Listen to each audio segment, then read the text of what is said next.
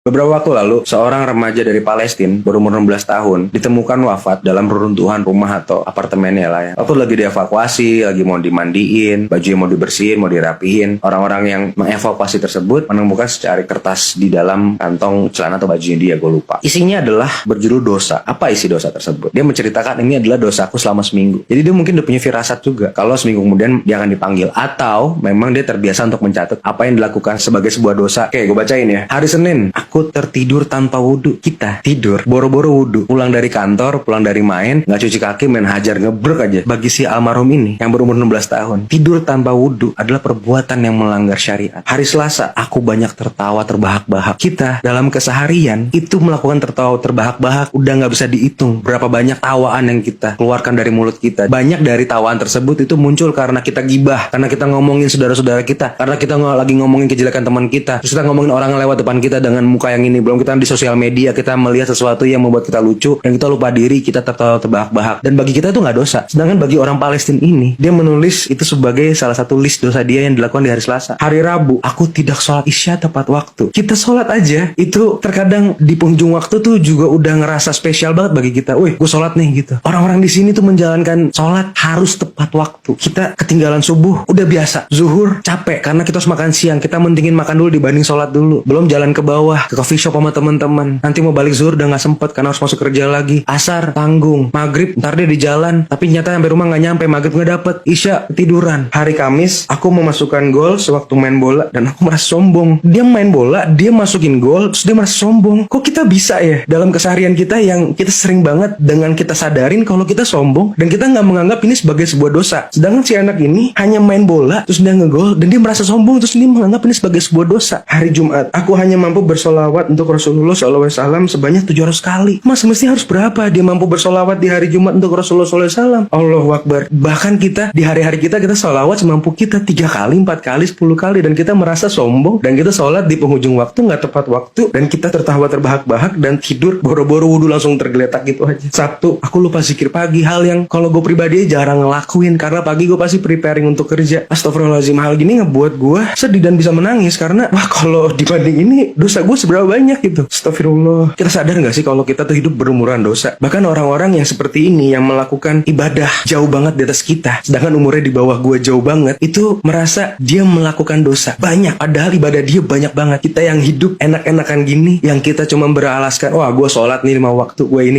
selesai. Kita menganggap itu sebuah ibadah yang sudah cukup, padahal belum cukup. Karena kita gak pernah tahu pahala kita, dosa kita itu bakal kita giring ke akhirat kayak gimana, bakal kita giring untuk mempertanggungjawabkan di mahkamah Allah tuh kayak gimana, kita gak pernah tahu. Dan kita sepertinya kita belum siap untuk itu. Kita hanya pura-pura untuk siap. Astagfirullah.